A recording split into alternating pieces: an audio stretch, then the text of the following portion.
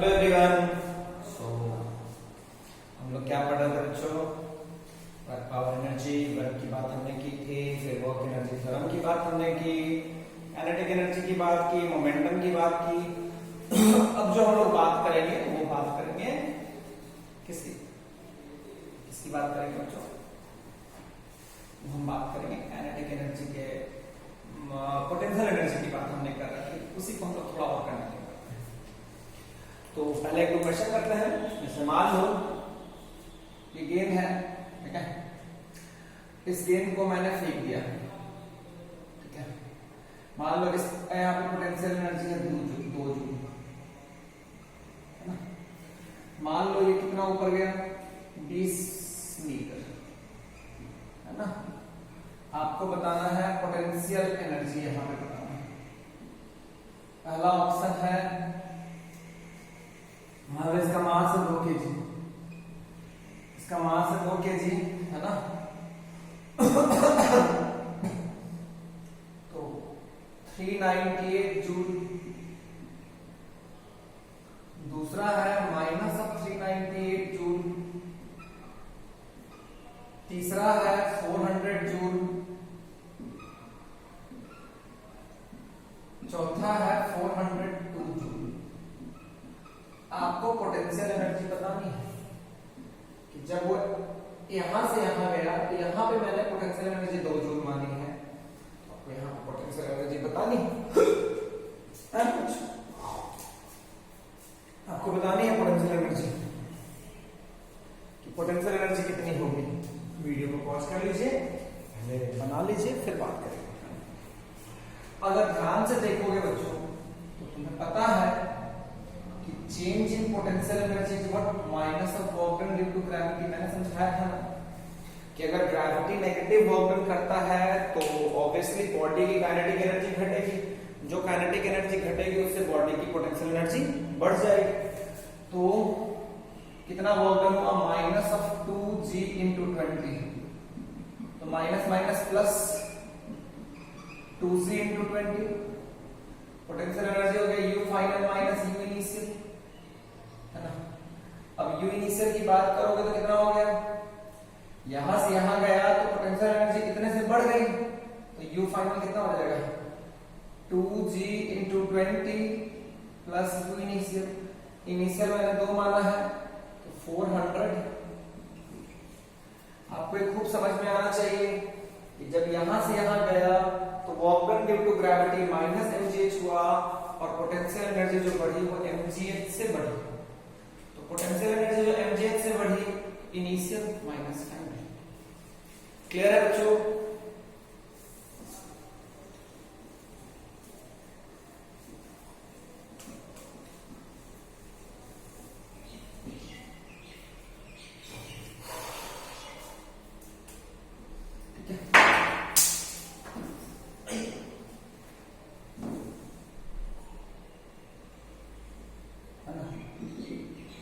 मान लो यहां से मैंने किसी को छोड़ दिया है, ठीक है।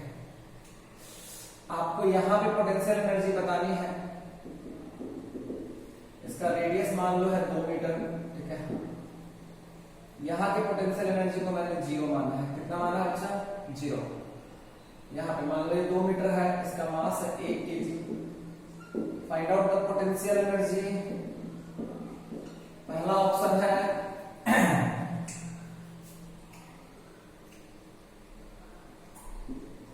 +20 जूल। दूसरा ऑप्शन है -20 जूल।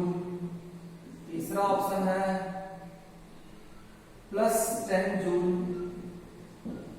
चौथा ऑप्शन है none of each, है ना। विच of the option is correct? Video को पहले पॉज कर लीजिए, फिर बना लीजिए, फिर आगे की बात करेंगे।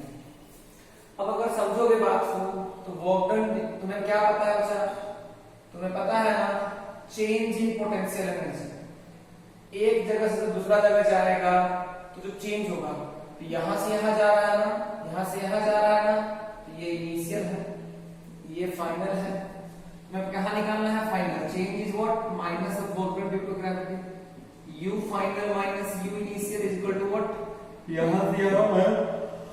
कितना हो जाएगा प्लस 1 इंटू जी इंटू 2 है ना।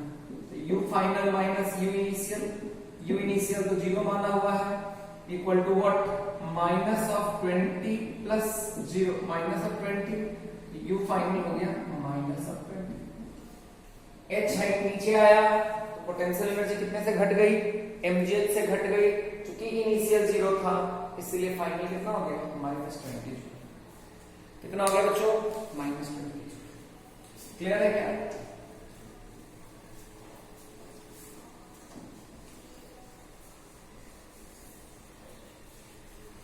जैसे बच्चों मान लो एक कॉन्सेप्ट हम जानते हैं मैकेनिकल एनर्जी। मैकेनिकल एनर्जी क्या होता है? अच्छा summation of potential energy plus kinetic energy. Mechanical energy क्या होता है? Summation of mechanical energy of a body. Mechanical energy of a body is what some potential energy plus kinetic energy, potential energy plus kinetic energy। कोई दिक्कत वाली बात नहीं, clear है क्या? जैसे मान लो एक गेंद है, ठीक है, इसको मैंने फेंक दिया, इसका मास है 1 kg, इसको मैंने फेंक दिया कितने से 10 मीटर पर सेकंड से। आपको लिखना है मैकेनिकल एनर्जी यहां पे ये A है। एक समय ऐसा आएगा जब इसका V 0 हो जाएगा तो आपको लिखना है मैकेनिकल एनर्जी एट A लिखना है, मैकेनिकल एनर्जी एट B लिखना है। ये आपको दोनों लिख के दिखाना है। Write down the mechanical energy at A and mechanical energy at B। क्या कर सकते हो? क्या वीडियो को पहले पॉज कर लो, फिर बताओ कि मैकेनिकल एनर्जी A पे कितनी हुई और B पे कितनी हुई। अगर ध्यान से देखोगे A पे काइनेटिक एनर्जी कितनी है बच्चा? काइनेटिक एनर्जी A कितना हो गया? Half into 1 into 10 into 10 50 joule. ठीक है, मैं यहां को ही 0 मान ले रहा हूं, यहां के पोटेंशियल एनर्जी को 0 मान ले रहा हूं। तो पोटेंशियल एनर्जी एट A कितना हो गया? 0। तो टोटल मैकेनिकल एनर्जी कितना हो गया? मैकेनिकल एनर्जी कितना हो गया at A? 0 plus 50 equal to how much? 50 joule. अब अगर ध्यान से देखोगे तो जब ये H हाइट ऊपर चढ़ेगा तो ये H निकालना है ना बच्चों। यहां पे अगर जब जाएगा तो यहां पे काइनेटिक एनर्जी एट B कितना हो गया? 0। पोटेंशियल एनर्जी निकालना है तो पहले इसके लिए H निकालना होगा ना। तो यहां से यहां वर्क एनर्जी थ्योरम लगा दो, फाइनल 0 माइनस इनिशियल 50, यही ना काइनेटिक एनर्जी हुआ, equal to work done by gravity. Work done by gravity minus, अरे बाबा मैंने क्या किया? मैंने सिंपल क्या किया कि जब यहां से यहां गया तो वर्क एनर्जी थ्योरम लगा दिया। 0 माइनस 50, इनिशियल 0 है, फाइनल 50 है, सॉरी फाइनल 0 है, इनिशियल 50 है, and work done due to gravity minus mgh cut जाएगा, h का वैल्यू हो जाएगा 50 बाय 1 इंटू g। कितना आ जाएगा? 5 मीटर। कितना हो जाएगा बच्चों? 5 मीटर। अगर यहाँ का पोटेंशियल एनर्जी 0 है तो यहाँ का पोटेंशियल एनर्जी कितना होगा बच्चों? पोटेंशियल एनर्जी होगा m into g into h। कितना होगा बच्चों? 50। मैकेनिकल एनर्जी एट B कितना होगा बच्चों? 50 प्लस 0 50 जूल। तो यहां से एक बात समझ सकते हो कि A और B दोनों पे मैकेनिकल एनर्जी क्या है? सेम है कि अलग अलग है बच्चों?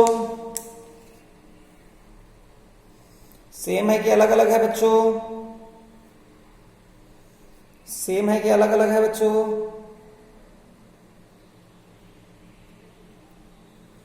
है ना? तो सेम है। क्या ये एक संजोग है या ये हमेशा होता है ना? तो अगर मैं चीजों को ध्यान से देखूं तो मैं इसका 2 तरह से प्रूफ देता हूं। खैर अभी मैंने आपको एक जगह पे निकाल लिया, देख लेता हूं। अगर मुझे हर जगह पे चेक करना है तो पहले क्या करो, कि आप मान लो यहां से x पे निकालो, यहां से x पे v जो होगा वो निकाल लो, और ये तुम्हारा अगर x है तो पोटेंशियल एनर्जी कितना हो जाएगा, ये मान लो c मान लो, तो पोटेंशियल एनर्जी एट c कितना हो जाएगा mgx, क्योंकि यहाँ पे कितना माना हुआ है 0, यहाँ पे 0 माना है तो h है ऊपर कितना होता है mgx। ये समझ में आया ना, बहुत बढ़िया। अब अगर तुम समझोगे तो काइनेटिक एनर्जी निकालना, तो यहाँ पे तुम्हें पता है, यहाँ पे तुम्हें v निकालना था, तो यहाँ से यहाँ जब तुम गए तो वर्क डन ड्यू क्या हो गया, half mv square kinetic energy तो निकालना है ना भाई, minus half into what 50 equal to what minus mgx। तो अगर तुम ध्यान से देखोगे तो वहां पे हाफ mv स्क्वायर का वैल्यू कितना हो गया, माइनस ऑफ mgx प्लस 50। ये जो v है ये कहां का v है, यहाँ का v है। जब मैंने वर्क एनर्जी थ्योरम लगाया तो मैंने इसको इनिशियल माना, इसको फाइनल माना, तो क्या हो गया बच्चों, काइनेटिक एनर्जी क्या हो गया बच्चों, काइनेटिक एनर्जी जो हो गया c पे वो हो गया माइनस ऑफ mgx प्लस 50। तो काइनेटिक एनर्जी एट c कितना हो गया बच्चों, माइनस ऑफ mgx प्लस 50। जोड़ दोगे तो मैकेनिकल एनर्जी कितना हो जाएगा c पे, ये हो जाएगा 50। कितना हो जाएगा बच्चों, c पे कितना हो जाएगा 50। तो देखो तो मैंने तुम्हें 3 केसेस में दिखाया कि अगर मैं गेंद को 10 मीटर पर सेकंड से फेंक देता हूं तो initial kinetic energy, initial proton mechanical energy कितनी है 50 जूल। जब ये मैक्सिमम पॉइंट पे पहुंचा तब भी पोटेंशियल एनर्जी कितनी है 50 जूल। ये पहले वाला का है, दूसरे वाले का है। इसमें मैंने ये h भी निकाला था, h निकाला था ना बच्चों, वर्क एनर्जी थ्योरम से h निकाल लिया था। फिर मुझे 2 जगह मिला तो मैंने एक जनरल की बात कर ली थी, यहां से x की बात की, यहां से x ऊपर अगर लेते हो तो पोटेंशियल एनर्जी कितना हो जाएगा, क्योंकि यहां को 0 माने हैं, ऊपर जाने से पोटेंशियल एनर्जी बॉल का बढ़ेगा, तो कितना हो जाएगा mgx। यहाँ पे काइनेटिक एनर्जी निकालने के लिए मैंने यहाँ और यहाँ के बीच में क्या लगा दिया, वर्क एनर्जी थ्योरम। तो यहाँ से यहाँ गया तो फाइनल हो गया हाफ mv स्क्वायर, इनिशियल हो गया 50, वर्क डन हो गया माइनस ऑफ mgx। तो बेसिकली काइनेटिक एनर्जी कितना हो जाएगा c पे माइनस ऑफ mgx प्लस 50, तो कितना हो गया 50। तो ये एक संजोग नहीं है, इस केस में अगर आप ध्यान से देखोगे तो मैकेनिकल एनर्जी जो है वो क्या है, कांस्टेंट है। तो अगर कभी आईसीसी में अगर आपको प्रूफ करना होता है कि मैकेनिकल एनर्जी कांस्टेंट हो तो इसी तरह से प्रूफ करना है। खैर आपके बुक में इसको डिटेल में दिया हुआ है ना, मैंने भी बता दिया, लेकिन चलो मैं तुम्हें वो कंडीशन बता देता हूं कि मैकेनिकल एनर्जी कब कांस्टेंट होता है। मैकेनिकल एनर्जी कब कांस्टेंट होता है उसका कंडीशन मैं आपको एक्सप्लेन कर देता हूं, ठीक है। मैकेनिकल एनर्जी कब कांस्टेंट होता है, मैकेनिकल एनर्जी जो कांस्टेंट होता है वो होता है, मैकेनिकल एनर्जी अगर कांस्टेंट होता है तो उसके लिए पहले देखते हैं, मान लो ये A है ये B है, ठीक है। तो यहां से यहां गया तो W total equal to what, minus of W total equal to what, K final minus K initial. मान लो यहां से यहां के बीच में गया और सिर्फ कंजर्वेटिव फोर्स, मान लो सिर्फ ग्रेविटेशनल फोर्स के द्वारा वर्क डन हुआ, सिर्फ किसके द्वारा वर्क डन हो रहा है, ग्रेविटेशनल, है ना, gravitational equal to K final minus K initial. तो W gravitational equal to what, W of gravitational equal to K final minus K initial. W gravitation को क्या लिखते हो, minus of delta U equal to what, K final minus K initial. इसको अगर लिखोगे तो इसको लिखोगे U final minus U initial equal to K final minus K initial. तो ये क्या हो जाएगा, minus of U final plus U initial equal to K final minus K initial. अगर यहाँ पे ध्यान से देखो तो U initial plus K initial equal to U final plus K final. Initial मतलब क्या है, A, तो लिख सकते हैं U at A plus K at A equal to U at B plus K at B। ये है क्या बच्चा, ये है मैकेनिकल एनर्जी एट A, ये है मैकेनिकल एनर्जी एट B। अब अगर चीजों को ध्यान से देखोगे तो ये बात तुम्हें पूरा क्लियर हो जाना चाहिए कि जो तुम्हारा वर्क एनर्जी थ्योरम कहता है बच्चा, कि वर्क एनर्जी थ्योरम क्या कहता है, work done total equal to change in kinetic energy, यही ना वर्क एनर्जी थ्योरम कहता है। हाँ, तो अगर ये वर्क एनर्जी थ्योरम कहता है तो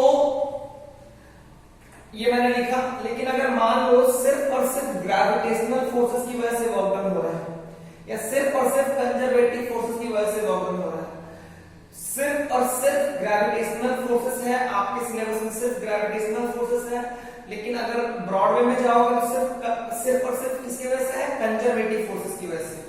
तो मान लो अगर सिर्फ ग्रेविटेशनल फोर्सेस की वजह से वर्क डन होगा तो W टोटल को क्या लिखते हैं, W ग्रेविटेशनल। ऐसा नहीं है कि बाकी कोई फोर्स नहीं है, ऐसा नहीं है कि कोई बाकी फोर्स नहीं, बाकी फोर्सेस हैं, लेकिन उनके द्वारा वर्क डन क्या है, 0। तो ये क्या हो जाएगा, माइनस ऑफ डेल्टा यू, क्योंकि इसको ये लिख सकते हैं, we can write the gravitational forces in terms of potential energy.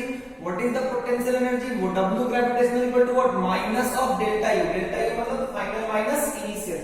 यहां से आ गया कि mechanical energy at A equal to mechanical energy at B। तो हम यहां से एक स्टेटमेंट दे सकते हैं कि if mechanical energy remains constant, mechanical energy remains constant,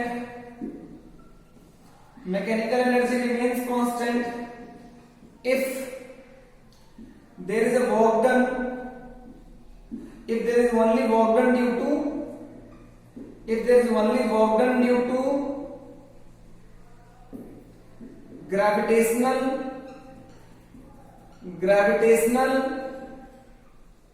bracket में conservative forces, if there is only work done due to gravitational conservative forces, है ना।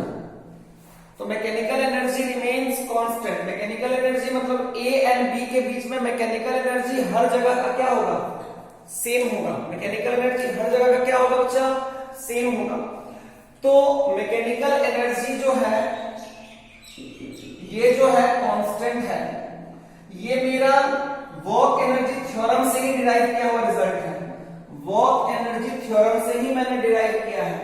ये आप कभी भी लगा सकते हो, you can apply this theorem anywhere, but you can apply this theorem, you can apply this one only when there is only work done due to gravitational forces. You can apply work energy theorem everywhere, but to use mechanical energy constant throughout the journey, you can use only when there is only work done due to gravitational forces. क्या मेरी बात clear हो गई ना बच्चों, क्या ढंग से मेरी बात समझ में आई ना। तो तुम्हारा जो एग्जाम्पल था जहां पे मैकेनिकल एनर्जी कांस्टेंट हो रहा था, वहां पे तुम ध्यान से देखो तो ब्लॉक पे सिर्फ किसकी वजह से वर्क डन हो रहा था, ब्लॉक पे सिर्फ और सिर्फ ग्रेविटेशनल फोर्सेस की वजह से ही वर्क डन हो रहा था। किसकी वजह से वर्क डन हो रहा था, ग्रेविटेशनल फोर्सेस की वजह से वर्क डन हो रहा था। क्लियर है क्या, चलो। और अगर हम आगे की बात करें बहुत बढ़िया से और बहुत सुंदर से और बहुत खूबसूरती से, तो मैं तुम्हें एक चीज समझाना चाहता हूं बच्चों, और वो क्या समझाना चाहता हूं कि मैं बोलता हूं क्वेश्चन है मैकेनिकल एनर्जी इज कांस्टेंट। पहला ऑप्शन है work done due to only gravitational forces are acting. Mechanical energy is constant during a journey between A and B,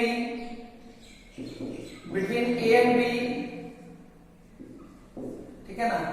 Which of the statement is correct? Which of the statement is correct? Which of the statement is correct? पहला है only gravitational forces are acting, दूसरा है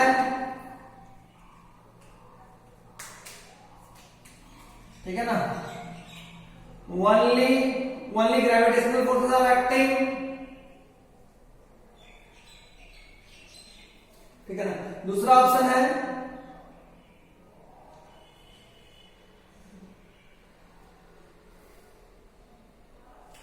work done due to other forces are not zero, दूसरा, तीसरा है work done due to all the other forces except gravitational force is zero. Work done due to all the forces is zero. Work done due to all the forces is zero. C has C and D. Both are correct. Which of the option is correct? क्या बोल रहा है? Video को पहले pause कर लीजिए, पहले आप खुद से निकाल लीजिए, फिर आप सॉल्यूशन देखिएगा। तो बच्चों मैंने क्या बोला है कि mechanical energy of the body remains constant. ये बोल रहा है mechanical energy is constant between A and D, मतलब दो पॉइंट के बीच में मैकेनिकल एनर्जी कांस्टेंट है। तो पहला है which of the statement is correct, which of the statement is correct. तो मैं बोलता हूं which of the statement is correct. तो पहला स्टेटमेंट है only gravitational forces are acting, only gravitational forces are acting. मैंने ऐसा तो नहीं बोला है, हो सकते हैं और भी फोर्सेस लग रहे हो, लेकिन अगर उनके द्वारा वर्क डन जीरो हो जाएगा, उनके द्वारा अगर वर्क डन जीरो हो जाएगा तो mechanical energy remains constant. Gravitational forces सिर्फ लगेंगे ये तो मैंने नहीं बोला था। मैंने क्या बोला, सिर्फ ग्रेविटेशनल फोर्सेस की वजह से ही वर्क डन हो रहा है, बट फोर्स तो लगे और वर्क डन जीरो हो जाए, ऐसा पॉसिबल है? जैसे मैं आपको एक केस दिखा देता हूं कि मान लो ऐसे यहां से छोड़ दो, जब ये यहां से यहां आएगा A to B, इस पे mg भी लग रहा है और नॉर्मल भी लग रहा है। इसके द्वारा वर्क डन जीरो नहीं है, लेकिन इसके द्वारा वर्क डन जीरो है। तो क्या total energy remain, total mechanical energy remains constant? Yes. यहां से यहां जाएगा तो total mechanical energy remains constant. तो क्या पहला ऑप्शन ट्रू है? नहीं, ये फॉल्स हो गया, ये गलत है, ये सही है। Work done due to other forces are not zero, ये तो ऐसे ही गलत हो गया। Work done due to all the other forces except gravitational force, ये सही है। Work done due to all the forces zero, ये भी सही होगा। अरे भाई, अगर WT equal to K final minus K initial, अगर ये टोटली जीरो हो जाएगा तो K final minus K initial, तो K final equal to K initial. तो यहाँ पे मैकेनिकल एनर्जी क्या है? यहाँ पे मैकेनिकल एनर्जी जो है वो काइनेटिक एनर्जी के बराबर है। Mechanical energy means what? Summation of kinetic plus potential. तो पोटेंशियल जीरो हो गया, पोटेंशियल जीरो हो गया, still kinetic energy remains constant, it means mechanical energy remains constant. तो मैकेनिकल एनर्जी अगर कांस्टेंट है ना, तो अगर नहीं, एक बात ध्यान, एक मिनट नहीं, सी तो करेक्ट होगा। Work done due to all the other forces except gravitational forces is zero, लेकिन डी जो है वो सही नहीं है। सही क्यों नहीं है मैं बताता हूं। क्योंकि बच्चा, अगर मैकेनिकल एनर्जी कांस्टेंट है तो इसका ये मतलब नहीं है, मैकेनिकल एनर्जी कांस्टेंट अगर है तो सिर्फ किसके द्वारा वर्क डन जीरो होने की जरूरत है? ग्रेविटेशनल फोर्सेस का वर्क डन जीरो हो भी सकता है और नहीं भी हो सकता, लेकिन बाकी सबका जीरो होगा। तो सी क्या कर रहा है? Work done due to all the other forces except gravitational forces are zero, ये सही है। लेकिन डी क्या कर रहा है कि मैकेनिकल एनर्जी कांस्टेंट है, तो इसका मतलब है कि वो mechanical energy is constant between A and B. तो क्या मैकेनिकल एनर्जी अगर कांस्टेंट है तो क्या इसका मतलब है कि सारे फोर्सेस की वजह से वर्क डन जीरो है? डी ऑप्शन को ध्यान से देखो, डी ऑप्शन क्या कर रहा है? Work done due to all the forces are zero, work done due to all the forces are zero. Mechanical energy constant होने का मतलब तो ये तो नहीं होता है कि work done due to all the forces are zero, इसीलिए डी स्टेटमेंट गलत है। डी स्टेटमेंट क्यों गलत है वो समझ में आया क्या? मैकेनिकल एनर्जी अगर कांस्टेंट इसका ये मतलब नहीं है कि work done due to all the forces are zero. Work done due to gravitational forces may और may not be zero. Clear है बच्चा? तो which of the option is correct? C. Which of the option is correct? C. Clear है ना बच्चों? बहुत बढ़िया। मैं मिटा दूं ना इसको।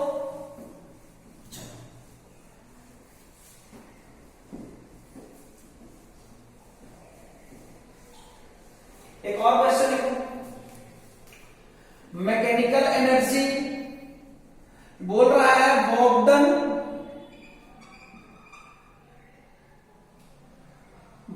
Bye all forces is zero. Sir zero. पहला, which of the statement is correct? Which of the statement is correct? पहला ऑप्शन है mechanical energy does not remain same, does not remain constant. दूसरा ऑप्शन है mechanical energy remain constant.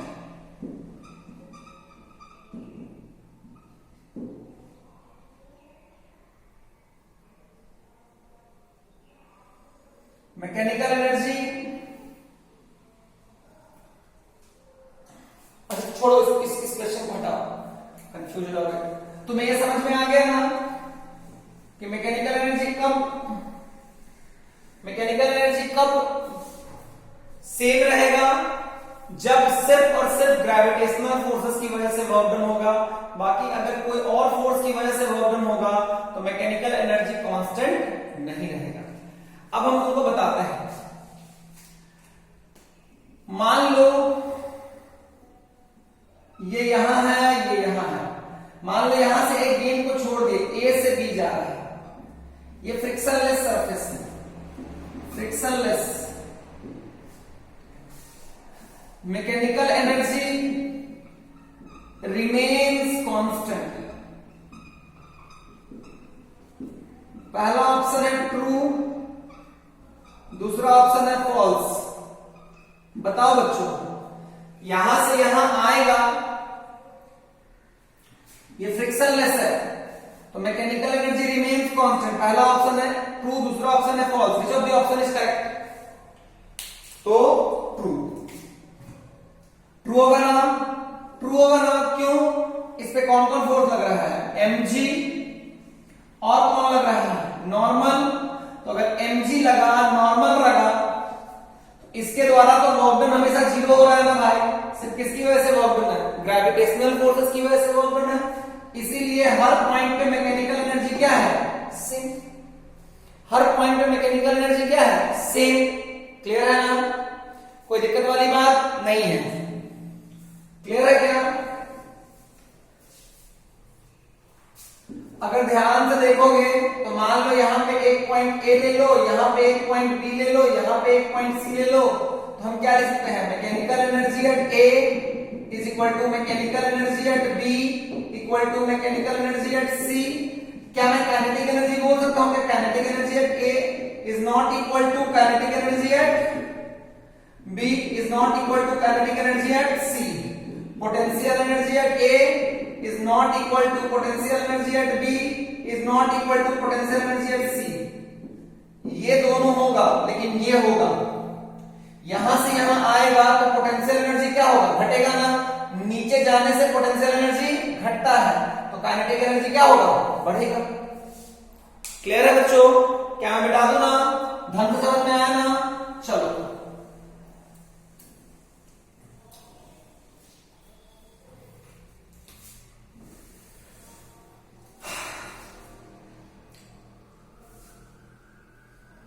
जैसे एक question है, मान लो ऐसा एक वेज है, ठीक है, ऐसा एक वेज है,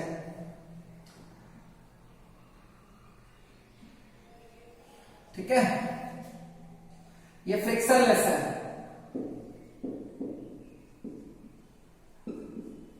ठीक है, ये मान लो हो गया कितना? 30 डिग्री। ये कितना है बच्चों? 20। ये कितना है बच्चों? 10।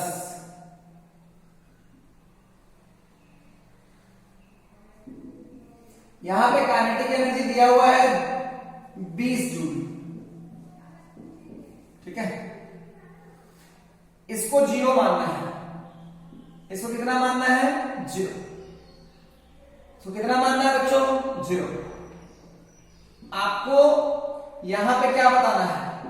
Potential energy. इसको मान लो बोल दो ए, इसको मान लो बोल दो बी एंड सी। पहला क्वेश्चन है पोटेंशियल एनर्जी एट बी बताना। फर्स्ट ऑप्शन मान लो इस बॉल का मास जो है वो दिया हुआ है 1 केजी। बॉल का मास कितना दिया हुआ है? 1 केजी। तो पहला ऑप्शन है 20 जूल। दूसरा ऑप्शन है -50 जूल। तीसरा ऑप्शन है +50 जूल। चौथा ऑप्शन है नन ऑफ दीज। कौन सा ऑप्शन सही है? पोटेंशियल एनर्जी एट बी बताना है बच्चों। वीडियो को पॉज कर लीजिए और फिर निकाल लीजिए। देखो तो पोटेंशियल एनर्जी निकालना है ना तुम्हें। पहले वीडियो को पॉज करके बना लीजिए, फिर सॉल्यूशन देखिएगा। अगर तू ध्यान से देखेगा तो यहां तक पोटेंशियल एनर्जी 0 है, तो ये कितना ऊपर हुआ? मान लो ये H ऊपर हुआ, H1। तो क्या लिख सकते हो? Sine of 30 degree equal to H1/10।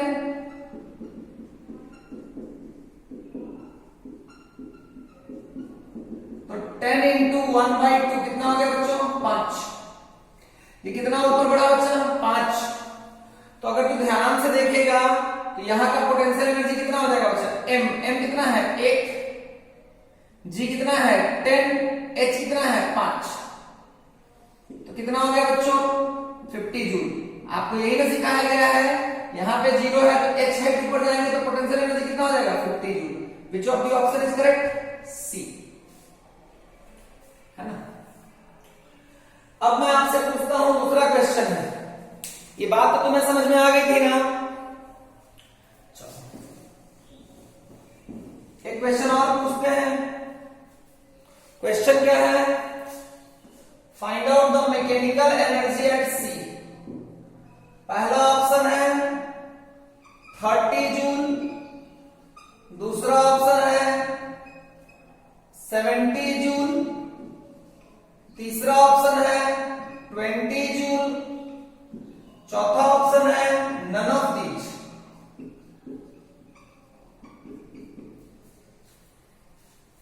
चौथा ऑप्शन है नन ऑफ दीज।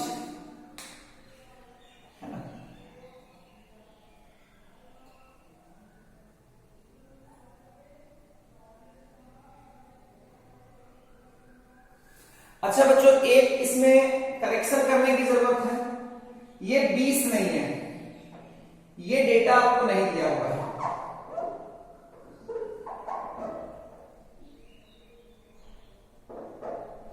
ये डेटा आपको नहीं दिया हुआ है। सिर्फ कौन सा डेटा है? सिर्फ यही वाला डेटा है। ये आपको 10 जूल दिया हुआ है।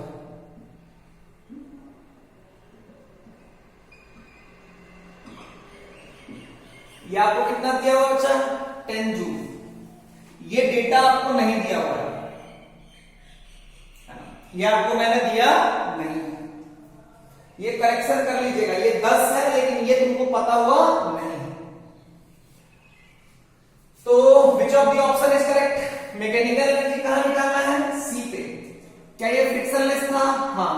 तो यहां से जब यहां जाएगा तो सिर्फ किसकी वजह से वर्क डन हो रहा है? ग्रेविटेशन की वजह से। नॉर्मल की वजह से वर्क डन क्या है? 0। तो यहां यहां सब जगह की मैकेनिकल एनर्जी क्या होगी? बराबर। बी पे मैकेनिकल एनर्जी कितनी है? ये 10 मीटर है। बी पे मैकेनिकल एनर्जी कितनी है? 20 + 50 कितना हो गया? 70। अरे कितना हो गया बच्चा? 70। Ultimately which of the option is correct? 70 joule. कौन सा ऑप्शन सही है? 70 जूल। क्या मुझे सी का कुछ भी पता था? नहीं, मुझे सी पे कुछ भी पता नहीं है। बट इसके बावजूद मैंने पोटेंशियल एनर्जी एट सी निकाल ली। कैसे निकाली? क्योंकि मुझे बी का पोटेंशियल एनर्जी पता है, इसीलिए मैंने सी की भी पोटेंशियल एनर्जी निकाल ली। बी की पोटेंशियल एनर्जी कितनी है बच्चों? बी की पोटेंशियल एनर्जी कितनी है बच्चों? बी की पोटेंशियल एनर्जी 50 जूल है। मैंने बेस पे कितना पोटेंशियल एनर्जी माना है? 0। एच हाइट ऊपर कितनी पोटेंशियल एनर्जी होगी? 50। बी पे काइनेटिक एनर्जी कितना दिया हुआ है? 20 जूल। कोई दिक्कत वाली बात नहीं।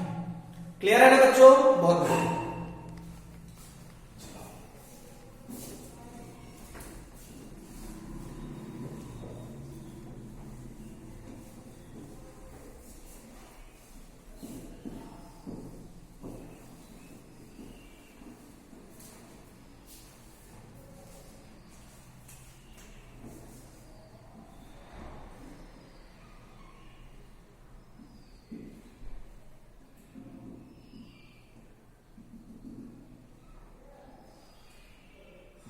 ये पेंडुलम है।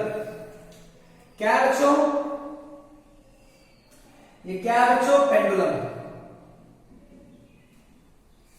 ठीक है। Ignore the air resistance, ignore the air resistance.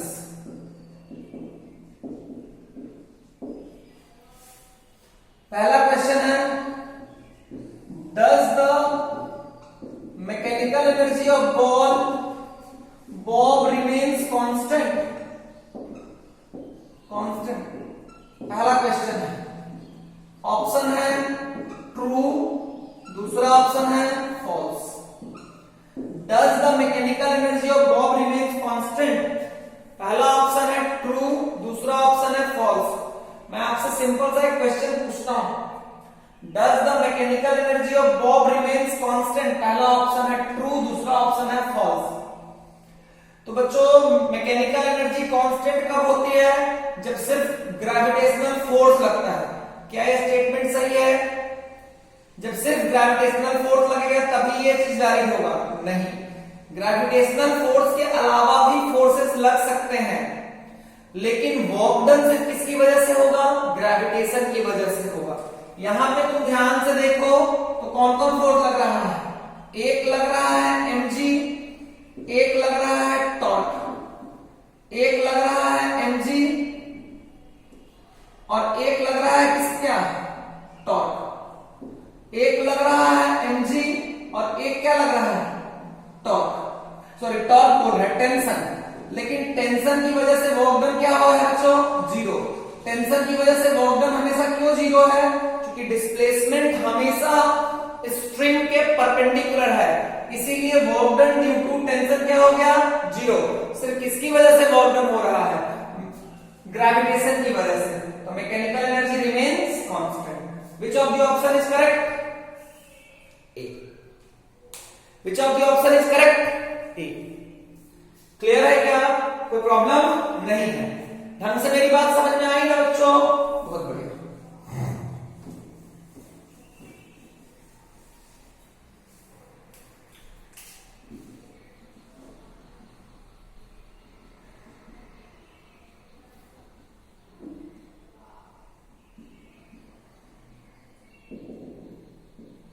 मान लो इस बॉब का मास है 1 kg, ये मान लो है 30 डिग्री, ये मान लो है 10 मीटर। कितना है बच्चों? 10 मीटर। ठीक है। यहां पे इसकी काइनेटिक एनर्जी कितनी है बच्चों? यहां पे इसकी काइनेटिक एनर्जी है 10 जूल। ठीक है। क्वेश्चन है find out the mechanical energy, find out the mechanical energy. यहां पे इसकी काइनेटिक एनर्जी कितनी है बच्चा? 10 जूल। ये इसका बॉटम मोस्ट पॉइंट है। यहां पे पोटेंशियल एनर्जी मैंने कितना माना है? 0। Mechanical energy at maximum height, mechanical energy at maximum height. पहला है अच्छा बच्चों ये 30 डिग्री नहीं है, इसको 60 डिग्री ले लो। Mechanical energy at maximum height पहला है 40 जूल, दूसरा है 60 जूल तीसरा है 70 जूल, चौथा है none of these.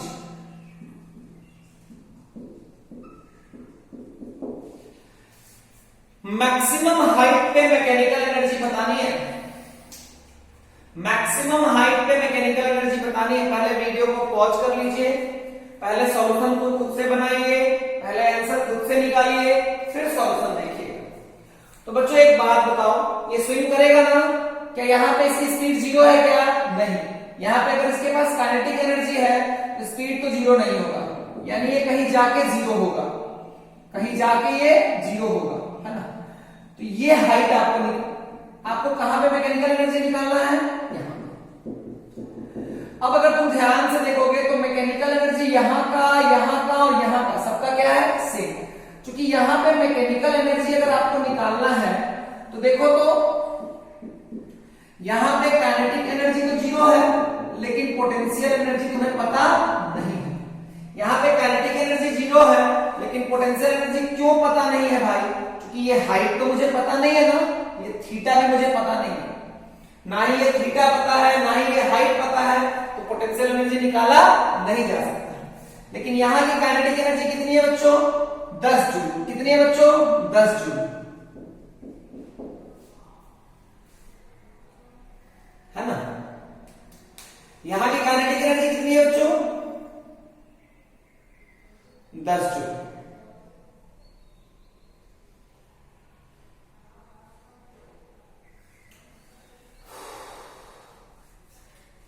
Good.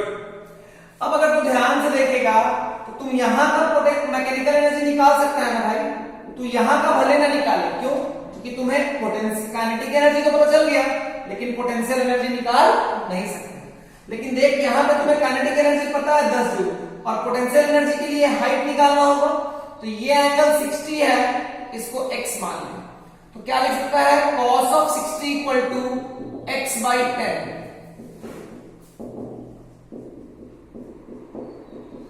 x का वैल्यू कितना हो गया? 5।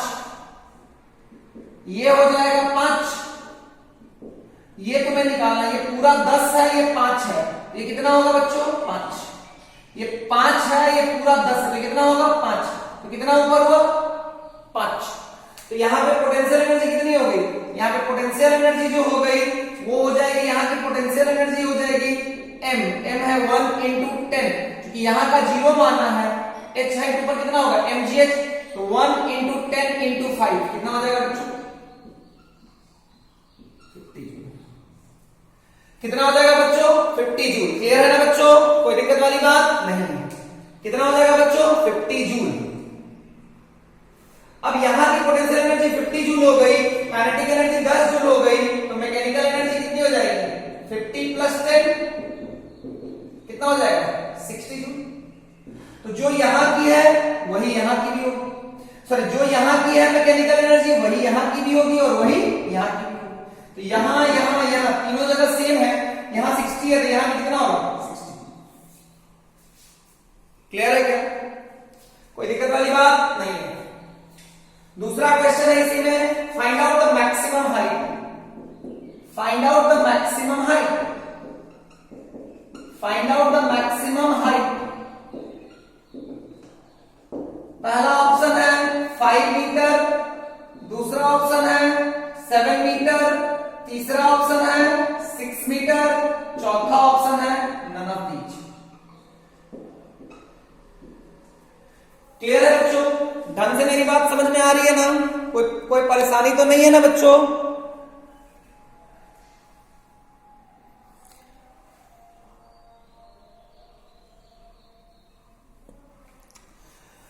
वीडियो को पहले पॉज कर लीजिए, पहले खुद से बना लीजिए, फिर सॉल्यूशन देखिएगा। मैं ये बार बार बोलता हूं ताकि तुम्हें याद रहे कि वीडियो को पॉज करना है। समझ में आया ना बच्चों? बहुत बढ़िया। अब अगर चीजों को ध्यान से देखोगे ना तो तुम्हें ये हाइट निकालना है। तो ऐसे तो वॉक एनर्जी थ्योरम वगैरह लगा सकते हो, बहुत तरह का मेथड है, लेकिन जब भी तुम्हें ऐसे क्वेश्चंस मिले जहां पे सिर्फ और सिर्फ ग्रेविटेशनल फोर्स की वजह से वर्क डन हो रहा है, तो तुम सिर्फ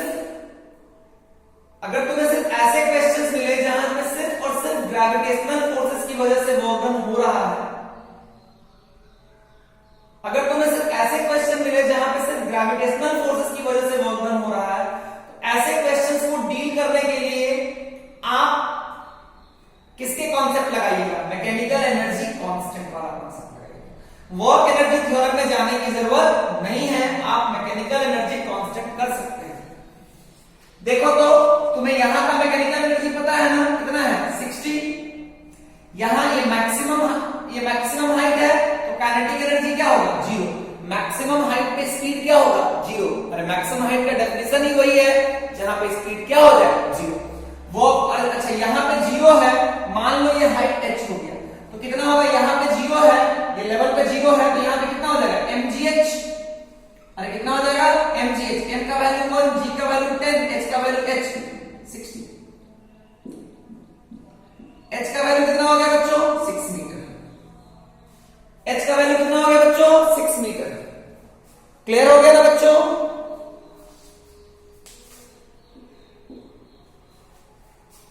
क्लियर है क्या? मेरी बात समझ में आई क्या? ढंग से मेरी बात समझ में आनी चाहिए आप लोगों को।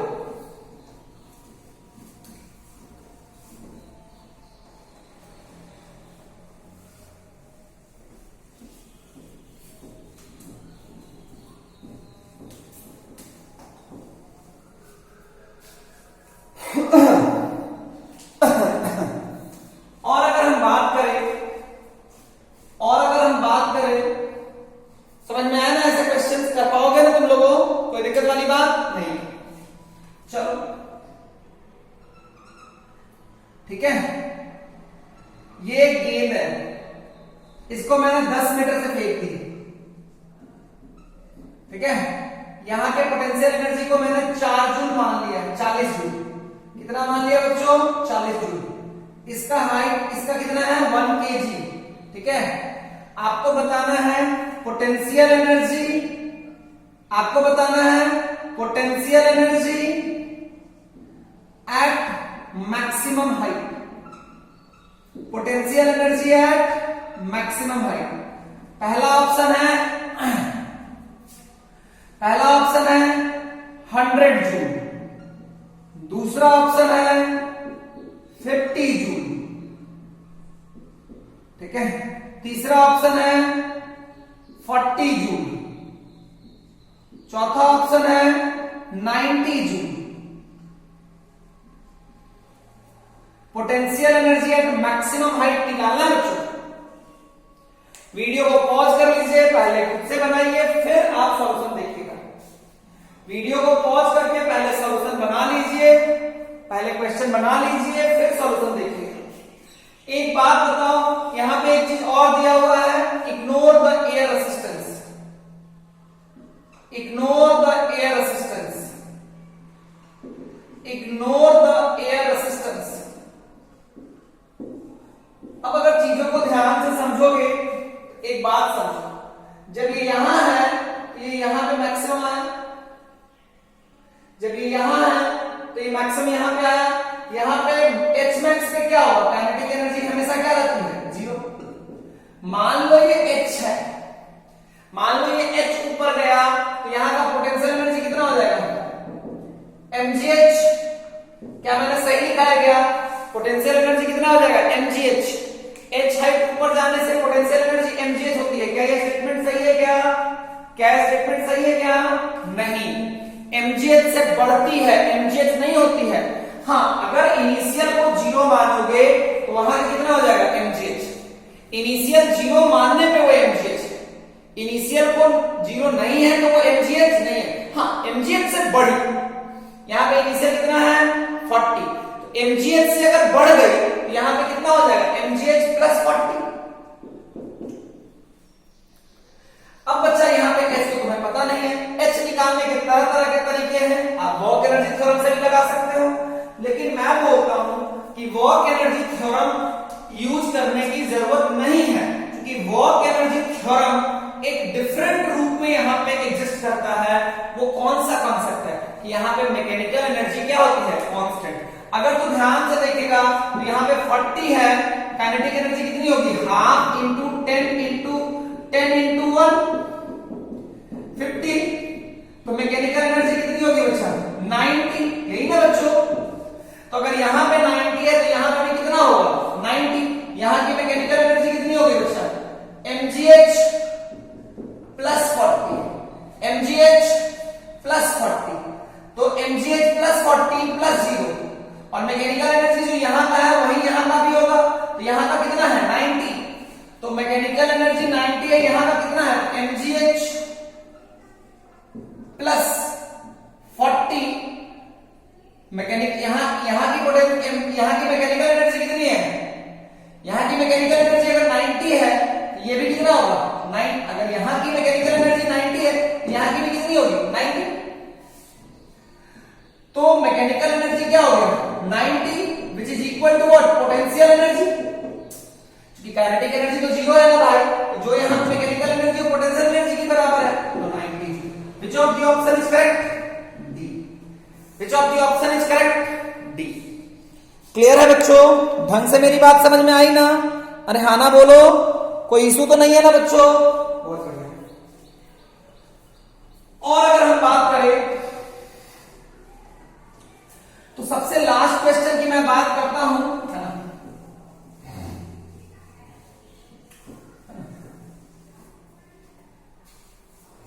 लास्ट क्वेश्चन क्या है?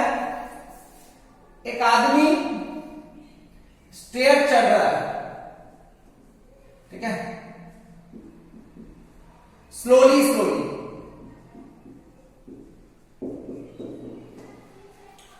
अगर तुम यहां से ध्यान से देखो तो इसकी अगर तुम ध्यान से देखोगे तो स्लोली स्लोली है, तो यहां पे भी काइनेटिक एनर्जी 0 है, यहां पे भी काइनेटिक एनर्जी क्या होगा 0।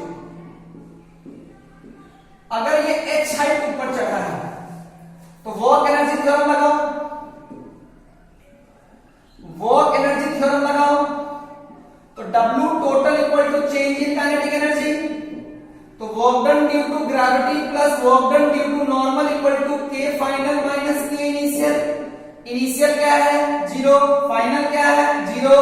Work done due to normal मैंने समझाया था ना, स्टेयरकेस पे चढ़ने पे नॉर्मल के द्वारा वर्क डन क्या होता है 0। ऑल्दो नॉर्मल डिस्प्लेसमेंट के डायरेक्शन में ही लग रहा है लेकिन स्टिल 0 है। इसलिए 0 है क्योंकि जब फोर्स लग रहा है तो डिस्प्लेसमेंट नहीं है, जब डिस्प्लेसमेंट हो रहा है तो नॉर्मल रिएक्शन है। Work done due to gravity क्या हो गया माइनस ऑफ mgh। इधर 0 इधर नॉन 0, कुछ तो गलती मैंने किया, कुछ तो मैंने गलती किया। मेरी गलती क्या है, क्या मैंने गलती किया है? अच्छे अच्छे टीचर्स भी इस जगह पे गलती करते हैं, लोग बहुत कुछ बोल देते हैं, है ना। वैसे तो आप लोग पढ़ते ही होंगे कहीं ना कहीं, है ना। अरे मैं मजा ले रहा हूं यार। मेरा कहने का मतलब है कि कुछ कुछ बातें ऐसी होती है जब वहां पे आप टीचर के डेप्थ को जान सकते हो, और इस जगह पे मैक्सिमम लोगों को मैंने गलत पढ़ाते हुए देखा है।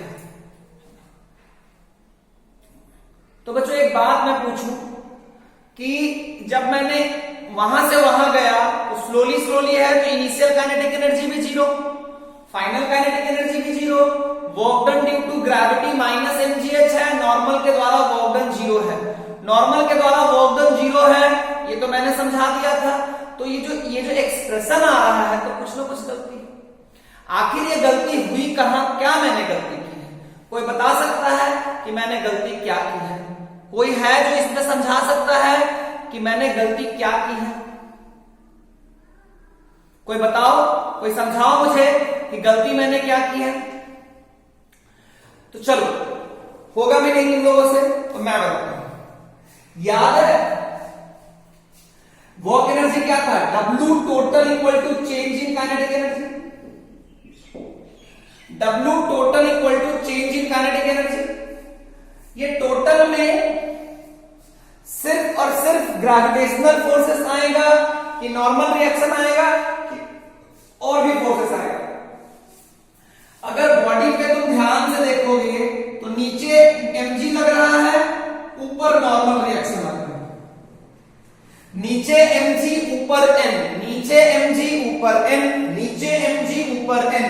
तो ये जो हुआ नीचे mg और ऊपर n, इस चीज को अगर आप ध्यान से देखोगे तो मैंने 2 फोर्स लिया था, लेकिन नहीं बच्चों, हम कुछ ना कुछ मिस कर गए। W टोटल में जो आया वो work done due to gravity आया, बढ़िया, plus work done due to normal आया, लेकिन क्या मैन एक पॉइंट मास है? क्या मैन एक पॉइंट मास है? मैन का एक पार्ट दूसरे पार्ट पे फोर्स लगा सकता है कि नहीं लगा सकता है? लगा सकता है। मैन एक पॉइंट मास नहीं है, मैन एक सिस्टम है बच्चा। उस सिस्टम में जैसे देखो तो ये हाथ इस पे फोर्स लगा रहा है कि नहीं लगा रहा है? लगा रहा है कि नहीं लगा रहा है? लगा रहा है। यानी मैन जो है उसमें कुछ इंटरनल फोर्सेस भी है। इंटरनल फोर्सेस है कि नहीं है? है। जैसे देखो मैं ये हाथ जो इस पे फोर्स लगाया, ये हाथ जो इस पे फोर्स लगाया, ये कैसे फोर्सेस है? इंटरनल है कि एक्सटर्नल है?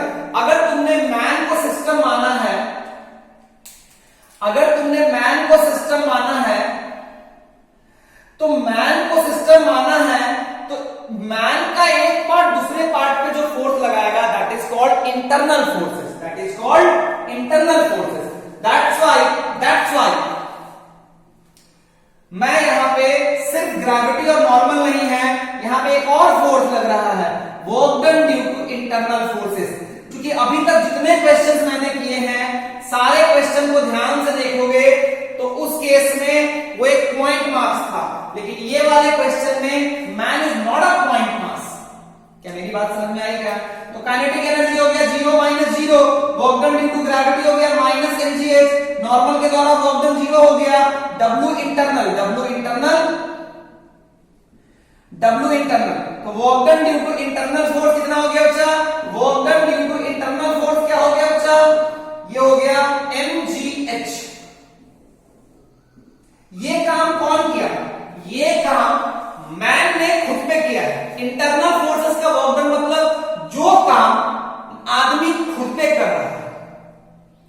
आईसीसी के जब बुक को पढ़ोगे ना तो बोलेगा एक आदमी है, वो 5 केजी के सामान को, वो 5 केजी के एक ब्लॉक को लेके छत पे आ गया। Find out the work done by the man, ये पूछेगा क्वेश्चन आपसे, वो पूछेगा। बिठा दो मैंने, देखो मेरी बात समझना बच्चों, जिसने नहीं उतारा होगा उसको नोट कर लेना, लेकिन मेरी बात समझना। मैं क्या बोल रहा हूं?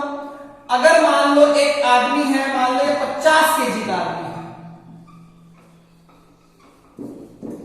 ये आदमी यहां से यहां चढ़ गया, इस आदमी ने कितना काम किया? तो work done due to gravity के अपोजिट, तो कितना होगा? 50 इंटू जी इंटू, मान लो ये 10 मीटर है, ये 10 मीटर है। इतना काम आदमी ने किस पे किया है? खुद पे किया, mgh। कितना काम किया बच्चा? mgh। क्लियर है ना बच्चों? कोई दिक्कत वाली बात नहीं है ना? एक बहुत खूबसूरत क्वेश्चन है, बच्चे यूजुअली कंफ्यूज भी करते हैं। एक आदमी है जो अपने सर पे एक 5 केजी के ब्लॉक को लेकर के, इसका 45 केजी खुद का मास है, ये यहां से 10 मीटर ऊपर आ गया। Find out the work done by the man, find out the work done by the man, find out the work done by the man. पहला ऑप्शन है 5gh, 5g इंटू 10। दूसरा ऑप्शन है 50g into 10।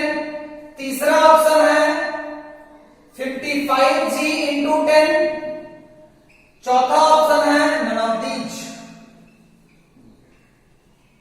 Which of the option is correct? Video को पहले pause कर लीजिए, पहले खुद से सोचिए, फिर सॉल्यूशन देखिएगा।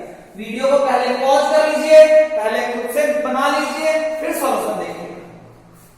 चलो, यहां से जब यहां गया तो क्या आदमी ने ब्लॉक पे काम किया? हाँ। कितना काम किया? mgh। कितना काम किया बच्चा? mgh। तो 5 इंटू जी इंटू 10। क्यों भाई? अरे बाबा, इस ब्लॉक पे देखोगे तो ब्लॉक पे मैन किधर फोर्स लगा रहा है? ऊपर। इस ब्लॉक पे मैन किधर फोर्स लगा रहा है, ऊपर। इस ब्लॉक पे जो मैन फोर्स लगा रहा है ऊपर, और इसका वैल्यू कितना है, mg के बराबर। ब्लॉक पे जो मैन फोर्स लगा रहा है वो कितना फोर्स लगा रहा है, 5g। कितना ऊपर आया, 10। तो कितना काम किया, मैन ने जो ब्लॉक पे फोर्स लगाया वो किसके बराबर काम किया, 5 इंटू जी इंटू 10। तो which of the option is correct, A. ये सही है गलत है, गलत है, क्योंकि जब ये यहां से यहां आया, यहां से यहां आया तो ब्लॉक पे काम किया, सही बात, ब्लॉक पे काम किया। ब्लॉक पे एक फोर्स ऊपर, ग्रेविटी नीचे, एन का वैल्यू mg के बराबर। एन कितना कितना ऊपर चढ़ा बच्चा, 10 मीटर। तो कितना हो जाएगा, 5 इंटू जी इंटू 10। लेकिन जब ये खुद भी यहां पे आया है तो इसके द्वारा कितना काम किया गया होगा, ये खुद पे भी तो कुछ काम किया होगा ना भाई, कितना काम किया होगा, mgh। इसका m कितना है, 45 इंटू जी इंटू 10। तो कितना हो जाएगा, 45g10 प्लस 5g10, कितना हो जाएगा, 50g10। है ना बच्चों, है ना बच्चों, ढंग से मेरी बात समझ में आई ना बच्चों। तो ये बात समझ में आना चाहिए कि व्हेन यू, जब आप स्टेयर के ऊपर चढ़ते हो तो you do some work on yourself and that is equal to mgh। क्योंकि जब ऊपर चढ़ते हो तो work done due to gravity कितना होता है, माइनस mgh। तो आप खुद पे कितना काम करते हो, mgh। कितना काम करते हो बच्चा, mgh। क्लियर है बच्चों, ढंग से मेरी बात समझ में आई ना, कोई प्रॉब्लम नहीं है ना।